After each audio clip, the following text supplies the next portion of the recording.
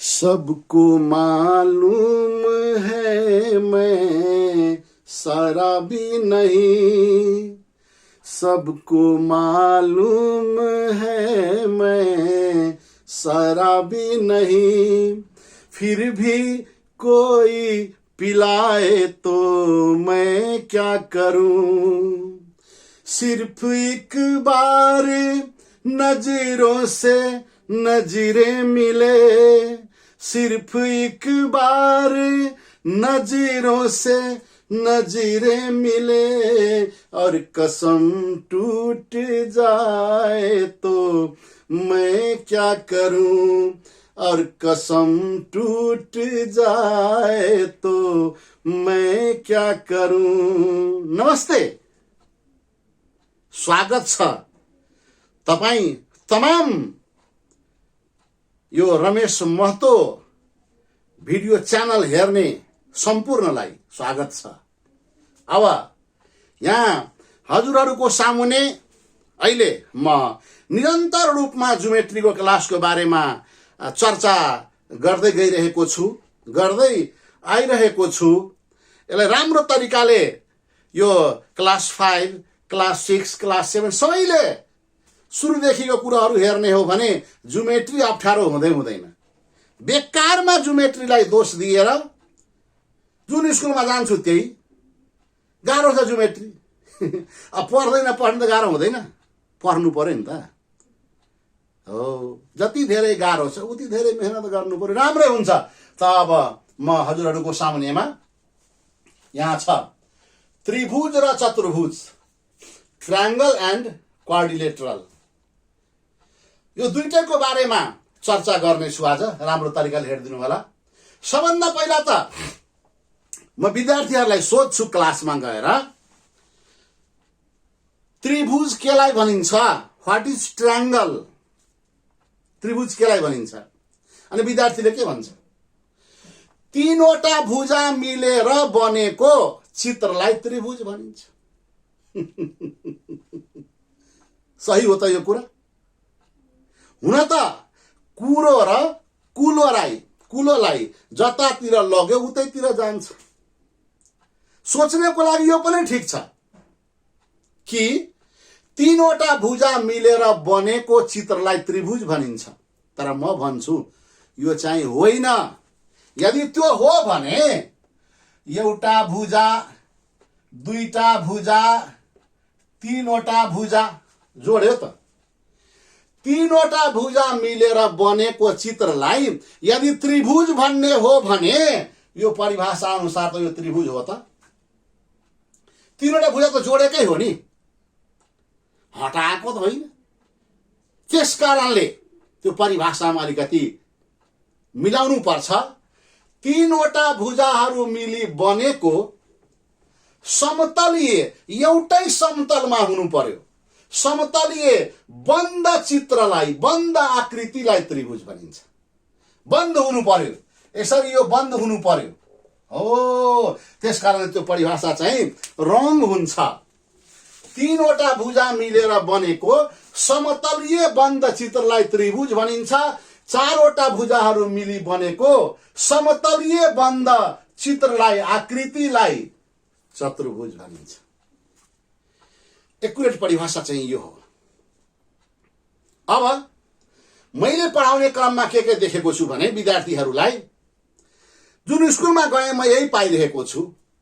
मेरो क्लास यदि भएको छैन भने मैले पाउने कुरा जुन देखेको छु, पाएको छु, म यहाँ वर्णन गर्छु। म विद्यार्थीलाई सोध्छु, यो त्रिभुजमा, यो ट्रायंगलमा तीनवटा अक्षर छ एबीसी, तीनवटा भुजा छ एबी, बीसी, एसी, तीनवटा कोण पनि छ, angle A, angle B, angle C. त्यसो भए यो ए अक्षरको आफ्नो भुजा कुन त भनेर सोध्छु के विद्यार्थीलाई। अनि उसले के भन्छ? ए अक्षरको आफ्नो भुजा बीसी, एबी, बी अक्षरको आफ्नो भुजा बीसी, सी अक्षरको आफ्नो भुजा एसी भन्छ के। तर त्यो चाहिँ सरासर गलत कुरा हो। किनभने यदि हामीले कन्स्ट्रक्सन गर्नु छ, रचना गर्नु छ भने त्रिभुजको बारेमा राम्रो तरिकाले ज्ञान छैन भने हाम्रो रचनामा अप्ठ्यारो हुन्छ, कन्स्ट्रक्सन गर्ने बेलामा अप्ठ्यारो हुन्छ। त्यसकारणले यसको बारेमा फिक्स कुरा, निश्चित कुरा चाहिँ थाहा हुनु पर्यो। त मैले के पढाउँछु भने कुनै पनि अक्षरको आफ्नो भुजा आफूभन्दा सामुनेको हुन्छ, त्यसैले यसलाई ए ले संकेत गर्ने, स्मल ए। बी अक्षरको आफ्नो भुजा आफूभन्दा सामुनेको हुन्छ, स्मल बी। सी अक्षरको आफ्नो भुजा आफूभन्दा सामुने हुन्छ, स्मल सी। भन्नुको अर्थ हामीले छोटकरीमा संकेत गर्ने हो भने जस्तै एबी भुजा भनेको capital AB small C, BC भुजा भनेको क्यापिटल बीसी स्मल ए, जुन लेखे पनि हामी लेख्न सक्छौं।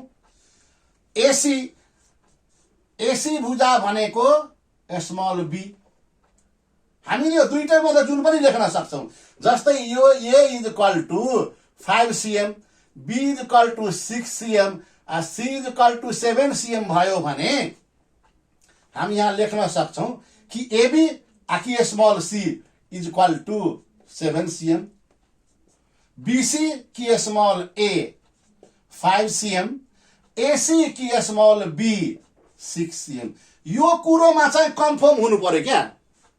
कुनै पनि अक्षरको त्रिभुजमा, ट्रायंगलमा कुनै पनि अक्षरको, कुनै पनि लेटरको आफ्नो भुजा त्यो कोणको सामुनेको भुजा हुन्छ भन्ने चाहिँ बुझ्नु पर्यो। यसरी हामीले क्लियर रूपले बुझ्नु पर्यो, अनि मात्रै हामीले कन्स्ट्रक्सन गर्ने बेलामा गडबड हुँदैन हाम्रो।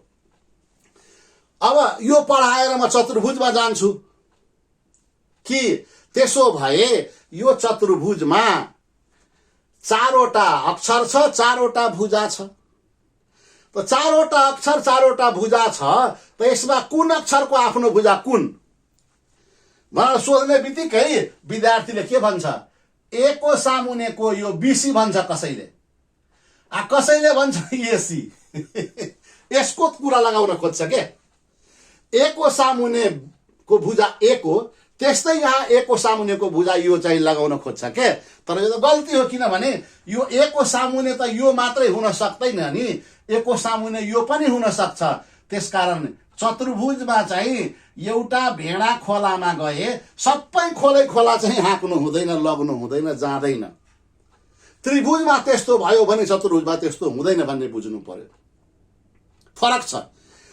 त्रिभुजमा कुनै पनि अक्षरको आफ्नो भुजा आफूभन्दा सामुनेको हुन्छ भने, कोणको सामुनेको हुन्छ भने, चतुर्भुजमा कुनै पनि अक्षरको आफ्नो भुजा आफूभन्दा अगाडिको हुन्छ। यो हुन्छ ए, बी को हुन्छ यो, सी को हुन्छ यो, डी को हुन्छ यो। भन्नुको अर्थ यसमा एबी भुजालाई हामीले स्मल ए, बीसी भुजालाई स्मल बी, सीडी भुजालाई स्मल सी र डीए भुजालाई स्मल डी ले संकेत गर्दा हामी कि यो संकेत गर्नु पर्यो कि यो संकेत गर्नु पर्यो। त हामी यहाँ कुन कुरा तुलना गर्न खोजेको भने त्रिभुजमा कुनै पनि अक्षरको आफ्नो भुजा आफूभन्दा त्यसको सामुनेको हुन्छ भने चतुर्भुजमा कुनै पनि अक्षरको आफ्नो भुजा आफूभन्दा सामुनेको हुन्छ, अगाडिको हुन्छ। ए को अगाडि, बी को अगाडि, सी को अगाडि, डी को अगाडि, अर्थात् ए को अगाडि ए भन्दा अघि डी। त्यो कुरा चाहिँ क्लियर रूपले बुझ्नु पर्यो, किनभने क्वाड्रिलेटरलको कन्स्ट्रक्सन गर्ने बेलामा हामीलाई यो कुरोको जानकारी भएन भने हाम्रो सिकाइ क्लियर हुँदैन, क्लियर रहँदैन। त्यसकारण हामी यतातर्फ ध्यान दिनु पर्यो। त आज हामीले सिक्यौं definition of triangle and definition of quadrilateral, चतुर्भुजको परिभाषा र त्रिभुजको परिभाषा चिन्ने तरिका, हैन। अब म यसको बारेमा पछि भन्ने छु, चतुर्भुजको बारेमा पछि भन्ने छु, यो कुरा गर्ने छु। आज म त्रिभुजको बारेमा मात्रै छलफल गर्ने छु यो क्लासमा। त त्रिभुज जम्मा दुई तरिकाको हुन्छ। जस्तै भुजाहरूको आधारमा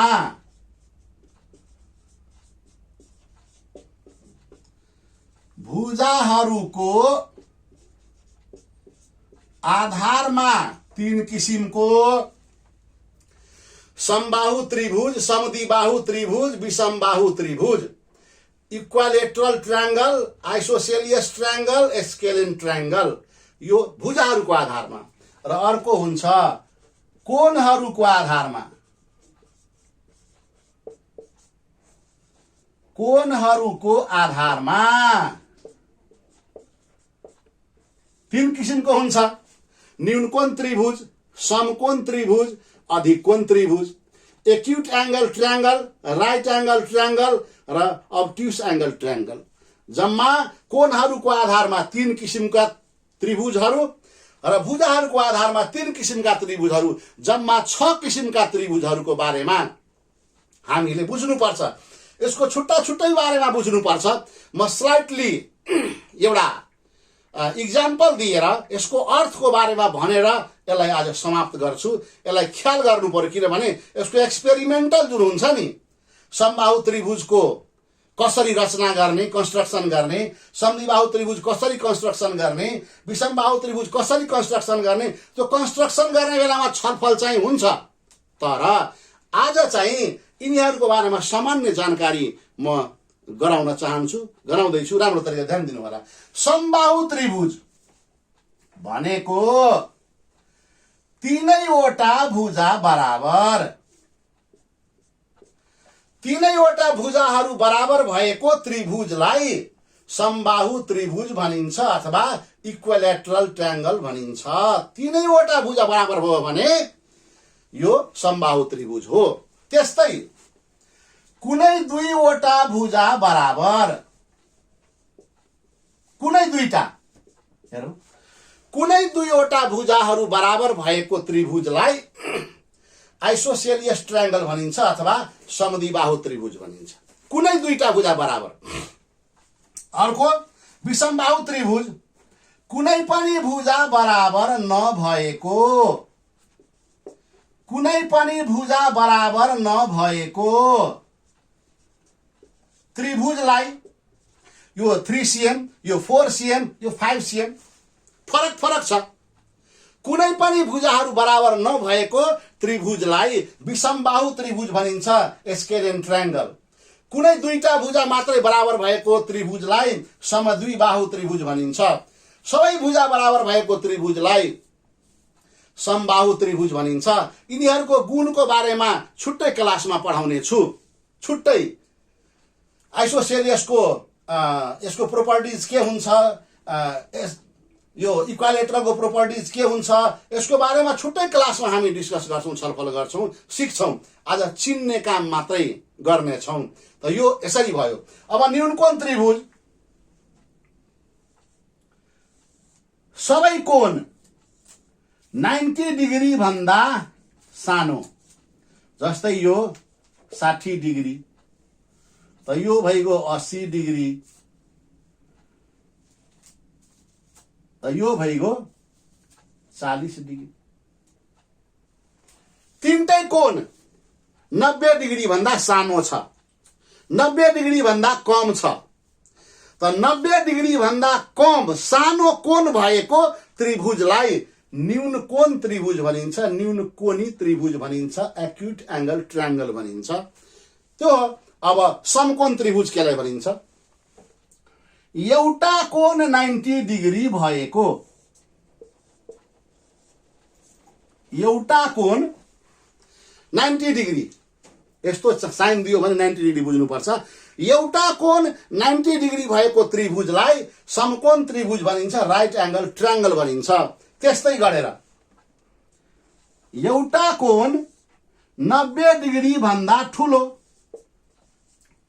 जस्तै यो 120 डिग्री, एउटा कोण 90 डिग्री भन्दा ठूलो छ भने त्यस्तो त्रिभुजलाई भनिन्छ अधिक कोण त्रिभुज। त जम्मा यसको चिन्ने काम हामीले आज मात्रै गर्यौं, किनभने यसको प्रोपर्टीहरूको बारेमा, यसको गुणहरूको बारेमा छुट्टा छुट्टै पढ्छौं अनि मात्रै राम्रो लाग्छ, अनि मात्रै यसको रोगबाट चाहिँ अलग भइन्छौं हामी। यदि यो पुरै क्लियर रूपले जाने होइन भने हुँदैन। पहिला ट्रायंगलको बारेमा यसको प्रोपर्टिज के हो, यसको कसरी हुन्छ, यसको गुणहरू, आइसोसेलिसको गुण के हुन्छ, स्केलनको गुण के हुन्छ, एक्युटको गुण के हुन्छ, राइट एंगल ट्रायंगलको गुण के हुन्छ, अब्ट्युस एंगलको गुण के हुन्छ, यसको बारेमा पढ्नुपर्छ क्या। ज्योमेट्री सजिलो भइहाल्छ नि। बिना मतलबको ज्योमेट्रीलाई गाह्रो बनाएर टेन्सन लिएर टेन्सन दिएर विद्यार्थीहरूले अब के भन्नु, अब पहिला नै हच्किन्छ क्या। म कमजोर छु, मलाई यो आउँदैन। ए बाबा सुरुदेखि पढौँ त, यो सुरुदेखि हेर्ने काम गरौँ त, सुरुदेखि क्लास टोटल गरौँ त कसरी हुन्छ।